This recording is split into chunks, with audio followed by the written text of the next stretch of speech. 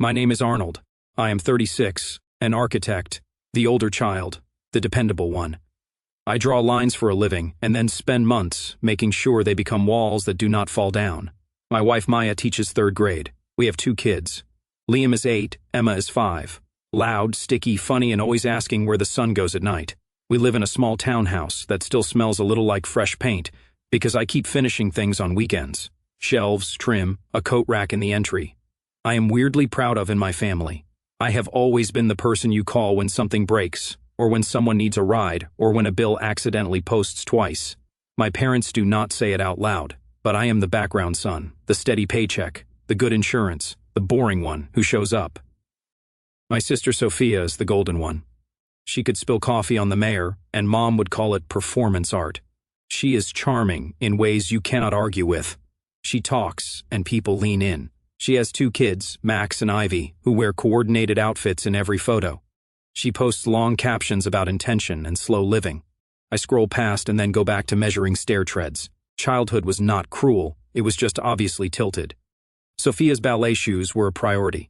My cleats were maybe next month. Her bedroom got a mural. Mine got a lecture about responsibility. When I got my first internship, Dad said, "That is great. Do not forget your sister's car needs a tune-up."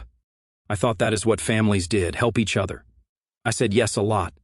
This year, Children's Day fell on a Tuesday. My parents turned it into Grandkids' Day because it is cute and they're only little ones. They asked us to come after work. I came from a site walk, still in boots with dust on them, my tablet under my arm. Maya had parent-teacher conferences, so I picked up Liam and Emma from aftercare, changed their shirts in the car, combed Emma's hair with water in my hand. The front yard had balloons tied to the fence. Inside, the house smelled like butter and cinnamon. Mom had a banner that said Grandkids Feast in glitter letters. The dining table was set with a white runner, gold plastic cutlery, and 4 name cards: Max, Ivy, the letter Y, and Sophia M. There were little jars with daisies and a kid's throne chair with a sash. Cute, photo-friendly. My kids were not in the dining room. I found them in the living room, backs against the sofa, sitting on the carpet with paper plates. Their plates had a scoop of macaroni that had already crusted at the edges, a curled hot dog, and 2 grapes rolling around. Max and Ivy were in the dining room eating chicken cutlets and mashed potatoes from real plates, the kind my mom only uses for holidays. There were cupcakes with tiny sugar crowns, 4 of them already on the table. I counted without meaning to. "Hey," I said lightly, "why are you guys out here?" Emma shrugged. Grandma said, "It is the kid zone." Liam did not look up. He was concentrating on cutting the hot dog with a plastic fork that kept bending. I carried my dust and my calm into the kitchen. Mom turned from the stove with a bright smile. "Arnold, you made it. Take your boots off, sweetheart." I glanced at the table again. Where should I set Liam and Emma? Mom waved a hand. "They are fine in there, less mess. Besides, they are used to leftovers." The word landed like a small stone. Leftovers. Sophia leaned against the counter, her hair perfect, holding a stemless glass of wine. She smirked like the cameras were rolling. "You should be grateful they got anything," she said. Light joking, not joking. I looked at Liam. He was still sawing at the hot dog. Emma had her little knees tucked under her, watching the cupcakes like stars. My chest did that tight thing. It was not rage. It was a slow, careful click, like when a door that has been scraping on the floor finally finds the right angle and closes. I did not say a word. I set my tablet on the counter. It lit up with my calendar. Tomorrow's site meeting, Thursday's client call, and right there a reminder, glowing in yellow, mortgage due in 3 days. My thumb hovered over a different recurring payment I had set up 1 year ago out of temporary help. I looked at my kids sitting on the carpet, at the cupcakes lined up like a crown, at my sister's smile, and I felt something settle. I did not argue. I did not raise my voice. I went back to the living room, sat cross-legged beside my kids, and started cutting the hot dog with my house key. And that was the first click. The temporary help started 14 months ago with a phone call at 10:42 post-meridian. Mom said their mortgage rate jumped after the adjustment, and things are tight. She said it like a weather report. Dad had surprise dental work. Sophia's freelance checks were delayed again. They were just a little behind, she said, and I could bridge us over for a few months. I was in the middle of revising a stair detail. I looked at the numbers and I said yes. I set up a recurring transfer of $1,050 on the first of the month to my parents' mortgage, just for a bit. Then came the utilities, one rough winter. $230 for gas, $118 for electric. Then Sophia's minivan needed brakes for $187. Then Max's soccer registration, $165. Then Ivy's speech therapy until insurance kicks in. $320 monthly. I kept a spreadsheet because I am the kind of person who likes square cells and totals at the bottom. I told myself it was fine. Family, temporary. The problem with temporary is that people get comfortable. The first month you are the hero. The fourth month you are the plan. The eighth month you are the floor no one looks at because they assume it will hold. Meanwhile, our life was not flashy. My salary is steady but not endless. Architecture is ours, not yachts. Maya's teacher paycheck is honest and small. We have a mortgage that squeaks if I do not watch it. Daycare used to eat us. Now aftercare nibbles. We budget. I drive a 12-year-old hatchback that sticks in second when it is cold. I take side C8 gigs some nights, small permits, decks, a garage conversion for a neighbor. I run numbers in my head while I brush my teeth. And still I said yes. I watch my parents' fridge fill with those fancy yogurts Mom likes. I watched Sophia post blissed-out weekends from a cabin. I brought over space heaters when their furnace groaned and then watched Dad give one to Sophia because she gets cold easily. I swallowed hard and rationalized. My kids are fine. We are fine. This is kindness. This is what grown sons do. Sophia's golden glow had rules. When she launched her studio, Mom and Dad threw a party. I built her shelves as a gift. She called my work rustic, which is what people say when they want to be kind about your free labor. When I sent her the drawings for a Small Americans with Disabilities Act ramp her landlord required, she texted, "You are a lifesaver," and then forwarded me the landlord's email asking for a stamped set. I paid my structural friend $200 to help because I did not want her to lose the lease. The small humiliations stacked in quiet piles. At my kids' birthdays, Mom handed Max his present first, the biggest bag. "Open, open," she squealed, filming him. He pulled out a remote control truck that cost more than our weekly groceries. For Liam, she patted his head and said, "We are doing experiences this year for you, honey. We will go to the park." Sophia laughed. Minimalism. It is all the rage. On Easter, Ivy got a custom basket with a tiny embroidered dress. Emma got a Target bag with a sheet of stickers. Mom said it is the thought. Maya bit her lip so hard I saw the white line. Money flowed like water in one direction. Words flowed the other way. "You are so stable, Arnold. We are lucky to have you. Your sister is fragile. You know the creative life. You can handle it. Be a good son. Be a good brother." Somewhere in there I lost the thread of being a good father to my own kids because the math did not always let me say yes to them. The stakes went up slowly, like someone turning a dimmer. 3 months ago, Sophia called me crying at 7:06 ante meridian. "I messed up my taxes," she said. "There is a penalty." She needed $2,300 just to file because she forgot the quarterly estimated thing. She said she hated to ask. I Venmo'd $1,000 and told her I could not do more. She said, "No worries," in that airy way that made it sound like I had given her a glass of water, not $1,000 I did not really have. 2 months ago, Mom brought up the idea of a grandkids fund. She pitched it like a startup. Every month we all put in for experiences, classes, college later. It will make memories. She looked at me when she said "we all," but her eyes landed and stayed there. "You could do $400, right? You make more than your sister." I said I would think about it. She took that as a yes. 1 month ago, Dad asked me to co-sign on Sophia's refinance just to get her through this rate. He said it like he was talking about a flu. "She is almost there." He smiled the way dads smile when they want you to do the right thing for the team. I said no. It was the first no that sounded like a full stop. He got quiet and said, "Do not be dramatic." Then came Children's Day. Maya texted me at 4:11 post-meridian, "Please take snacks. Emma crashes if she does not eat by 5 o'clock. I sent a thumbs up and swung by the house to grab apples. We arrived at my parents' place at 5:36, the cupcakes on the grandkids' table had little tags that said Max's chocolate, Ivy strawberry, and 2 with extras in faint pen. The extras never had names. They were for whoever was lucky. I do not think 2 grapes and a crusty macaron scoop would have broken me by themselves. It was the comment and the smirk. "They are used to leftovers. You should be grateful." The way Sophia's kids got glitter crowns that said Prince and Princess while Liam and Emma sat on carpet lint, eating with plastic forks that kept snapping. In that moment, in the kitchen with my boots and my dust and my spreadsheet hiding in my phone, I felt the math invert. The plan I had quietly been since last year was about to change shape. Not out of revenge, not to be cruel, but because I looked at my own 2 kids and realized I had been teaching them something I did not believe, that our family's comfort comes second to preserving an illusion that Sophia shines and everyone else is here to make the light look good. I did not say anything that night. I watched.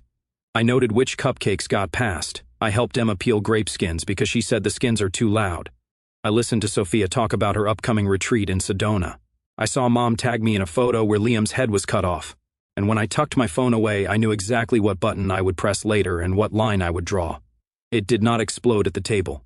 It exploded at the presentation. After the kids ate, some more than others, Mom called everyone into the dining room and dimmed the lights like it was a slideshow. She had printed sheets, yes, printed, labeled Grandkids Fund. There were columns. There was a monthly target at the bottom, $800. There were names with suggested amounts. Sophia $0 in contributions, Mom and Dad, $100 for hosting. Arnold, $700. She had stars next to my name. Just to get us started, she said, beaming. Maya had arrived by then. She came straight from conferences with 2 tote bags and that exhausted teacher smile. She squeezed my hand under the table. I felt my pulse slow and get heavy like it does when a beam is carrying more than it should. Mom launched into her pitch, experiences, soccer, ballet, maybe a little Disneyland next summer. She looked at me on Disneyland. Dad cleared his throat and added, "We all have to sacrifice for the kids." Sophia smiled and said, "I can contribute in other ways, planning, coordinating, creating a vibe." The word vibe made me want to laugh and cry at the same time. I set my printed sheet down. I am not doing $700. The room paused. You could hear the fridge hum. Mom blinked. "It is just until—" "I am not doing it," I repeated calmly, "and I am ending the mortgage transfer next month." Mom's face did a complicated thing. Shock first, then hurt, then anger dressed as disappointment. "Arnold, that mortgage is what is keeping us in our home." "I covered it for 14 months, I said. "That is $14,700, not counting winter utilities and everything else." "You told me it was temporary." Sophia laughed softly. "Wow, he keeps receipts." I looked at her.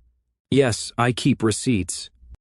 Dad pushed his chair back. "We are family. You do not nickel and dime family." Maya's hand tightened around mine. "He is not nickel and diming," she said. "He is outlining a boundary." Sophia rolled her eyes. "Do not turn this into a therapy session, Maya." I could feel heat in my neck, but my voice stayed even. "This is not about revenge. This is about closure and boundaries." Silence. Then Mom went for the oldest tool in the box. "Your sister needs support. She is raising 2 children." "I am also raising 2 children," I said, "who ate on the floor tonight." "They like picnics," Mom snapped. "They like chairs," Maya said quietly. Sophia leaned in, voice low. "You think you are better than me because you have a W-2? I think my kids deserve the same respect as yours," I said. "And I think money without respect is a leash. I am done wearing it." Mom exhaled through her nose. "If you cancel that mortgage payment, we could lose the house." I pulled my phone out, not to be dramatic, but because we were finally saying true things. I opened my bank application, scrolled to the recurring transfer labeled Mom Parents. My thumb hovered, then tapped Edit. I set it to end this month. The button turned gray.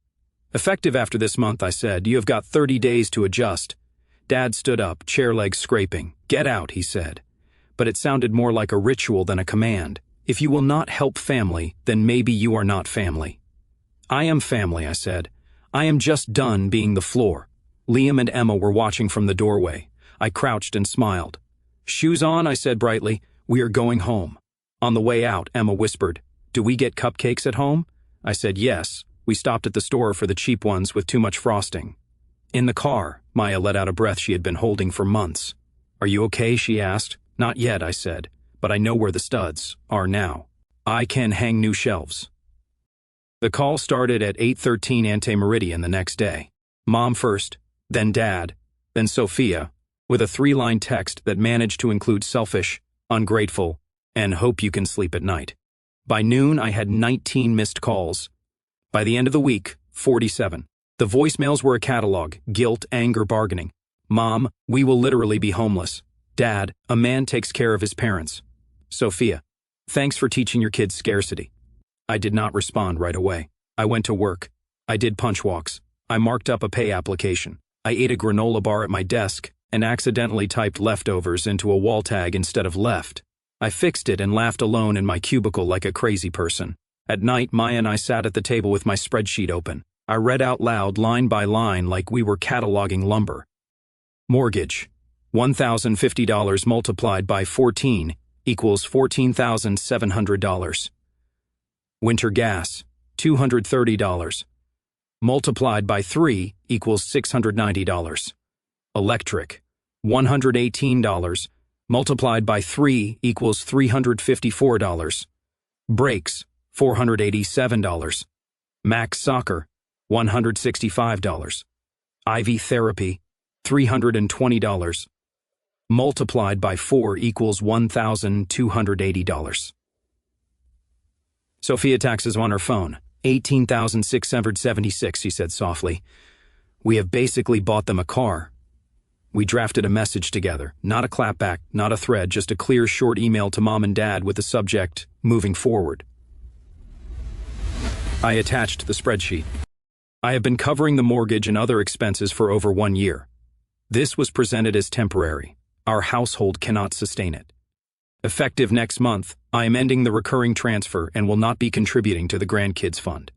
I will continue showing up for holidays if everyone is treated equally. I will not co-sign anything. If you sell the house, I will help you move boxes and hang shelves. This is not punishment. This is a boundary. I love you, Arnold. Then I sent a shorter text to Sophia. I will not be financing your life. Please stop asking. I put the phone face down and let the quiet sit. Day 2.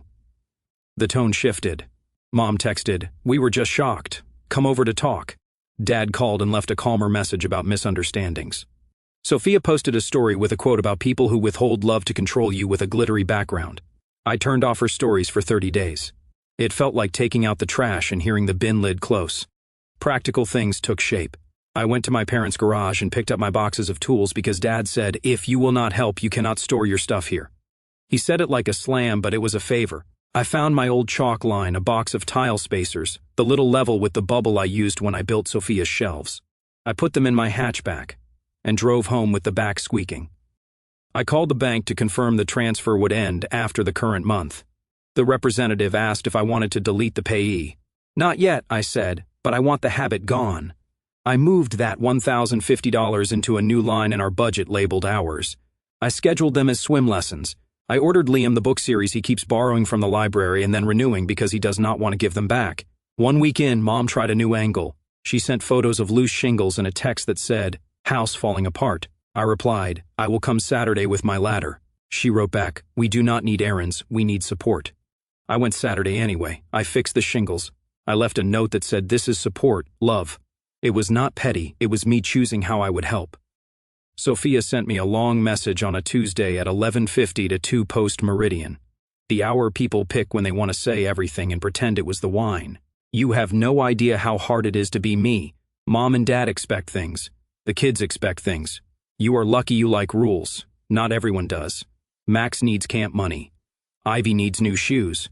Why is it easy for you to watch them struggle? I stared at it, then typed, "It is not easy. It is also not my job." She wrote back, "You are cold." I did not answer. I put my phone on airplane mode and slept like someone had turned down a noise I did not realize had been on for years. There were awkward ripples. Grandma called and said, "Family is everything."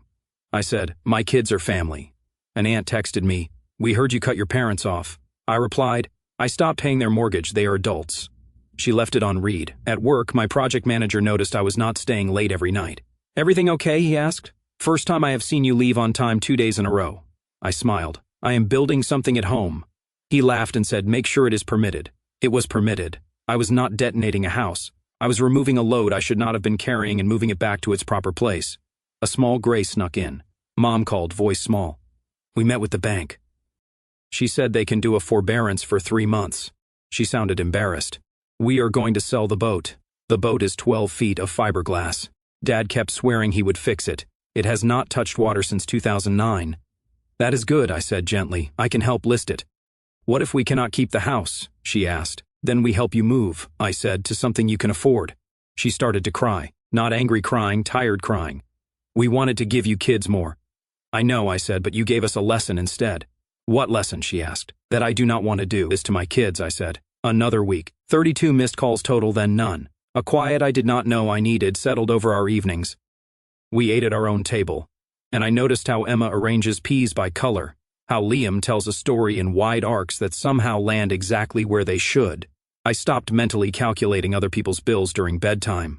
I said yes to an ice cream stop without checking the bank application first. On a sunny Saturday, we took the kids back to my parents for a short visit. I had told Mom, equal seats, equal plates, or we leave. When we arrived, the dining table had 6 plates. There were no name cards, no crowns, no glitter banner, just food. Good food. Chicken cutlets, mashed potatoes, green beans. The kids sat together and clinked their plastic cups. Mom watched them like she did not know if she was allowed to enjoy it. Sophia did not come. Dad handed me the mail like nothing had happened.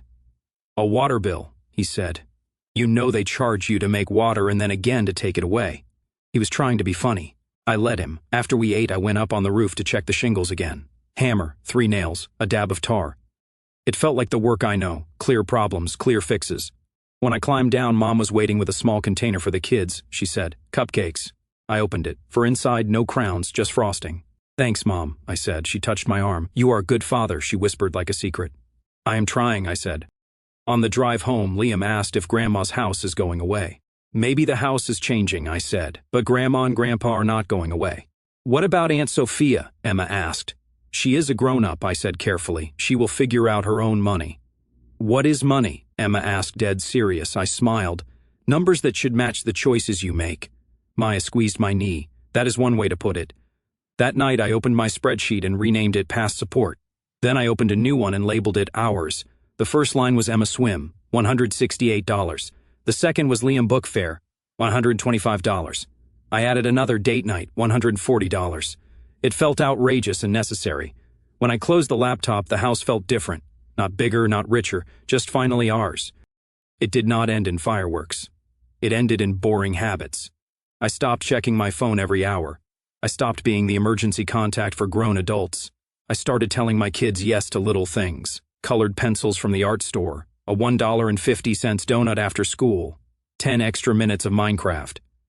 I started running again in the morning, 3 slow miles listening to houses wake up. I started leaving work on time twice a week and not apologizing. 2 weeks after the feast, Sophia texted, "So, you are serious?" I wrote back, "Yes," she replied, "You are lost." I let it sit. 1 month later, she sent a picture of Max at soccer with a caption, "Found a scholarship." I sent a thumbs up. No lecture, not my job. Maybe she felt that, maybe not. Mom and Dad listed the boat. A guy from 2 towns over bought it for $900 cash. Dad looked weirdly relieved, like a secret had finally moved out. They met with a financial counselor at the bank. Mom told me in a small voice, they canceled cable, they started cooking at home. Dad fixed a leak himself and called to brag. We went over and I said, "Nice work," and I meant it. We went back for Sunday dinner one night. No banner, no throne chair for cupcakes, 1 for each kid, no extras. Mom set a plate in front of Emma and said, "I saved you the biggest one," and then caught herself and looked at Max, then cut his bigger too, then cut the others to match. It was clumsy and perfect. After dishes, Dad mumbled, "Thanks for the shingles," like gratitude was a language he was relearning. I said, "Of course." I put my hammer back in the trunk and felt like I had finally put a tool away after leaving it on the floor for 1 year. On the way home, Maya asked how I felt. I thought about the numbers, the calls, the spreadsheets, the cupcakes. Like I moved a wall, I said, not the house kind, the kind in my head. I do not want revenge. I do not want a scoreboard. I want a kitchen table where my kids do not learn that generosity means swallowing humiliation. I want a family group chat with pictures of missing teeth and school projects, not invoices disguised as love. I used to think love meant paying quietly and never asking for a chair. Now I think love is a chair and a plate that looks like everyone else's. I think love sometimes sounds like no. I am not going to co-sign anything. I am not a fund. I am not a safety net stretched so tight that my own kids fall through. I will show up with a ladder. I will bring soup when you are sick. I will fix shingles. I will celebrate what you can afford. I will not be the floor. I will not allow anyone to teach my children that they are leftover people. I will not allow my stability to be a reason to ignore their needs. I will not allow guilt to run our budget. I will not allow silence to stand in for respect. And it is about building slow, careful, with lines that meet, something that can. That night, after the kids were finally asleep, Emma clutching her new cupcake like a trophy, Liam whispering questions about whether Grandma's house would still have balloons next time, I sat on the back step with a cup of coffee gone cold hours ago. Maya had gone to bed, giving me the quiet I didn't know how to ask for. The air was sharp, the kind of January chill that makes everything feel honest. For the first time in years, I let myself feel the full weight of it all, not just the anger, that had been quick and clean like snapping a chalk line, but the deeper ache underneath, the The grief for the little boy who used to wait for cleats that never quite made it to the top of the list. The sadness for the man who kept saying yes because he thought love was measured in dollars, transferred in silence. The quiet heartbreak of watching my own children sit on a carpet, accepting scraps because that's what they'd been taught our family served them. I thought about how long I'd carried the belief that being dependable meant being invisible. That if I just held steady, paid quietly, fixed things without being asked, I'd earn a place at the table that never quite had my name on it. I'd confused endurance with love, sacrifice with worth. And in doing so, I'd almost passed that same lesson down to Liam and Emma. That some kids get crowns and some get leftovers, and the ones who get leftovers should be grateful. But that night something shifted. Not triumph, though there was relief, sharp and bright, not vindication, just a deep, steady calm, like finishing a long overdue drawing and realizing the structure finally works. The load is distributed properly now. The walls will hold. I felt proud of my kids for the way they handled the floor that day. Liam sawing at his hot dog with fierce concentration. Emma peeling her grapes without complaint. They didn't know yet that they deserved better, but they will. I'll make sure of it. I felt proud of myself too. Not for canceling the payment, that was just mechanics. But for finally speaking the truth out loud that my family matters just as much. That stability isn't permission to be used. That love without respect is just extraction. Mostly, I felt a quiet, fierce hope. For the first time, I could imagine a future where our dinner table is the center of our story, not an afterthought in someone else's. Where my children grow up knowing their needs aren't negotiable. Where generosity flows both ways, or not at all. Where I show up as a father first, a son second, a brother only when it's mutual. It hurt to draw that line. It still does some days. But the pain of staying silent, of watching my kids learn they were secondary, would have hurt more and longer. I finished the cold coffee, went inside, and closed the door softly behind me. The house was quiet, warm, ours. And for the first time in a long time, I didn't feel like the background. I felt like the foundation,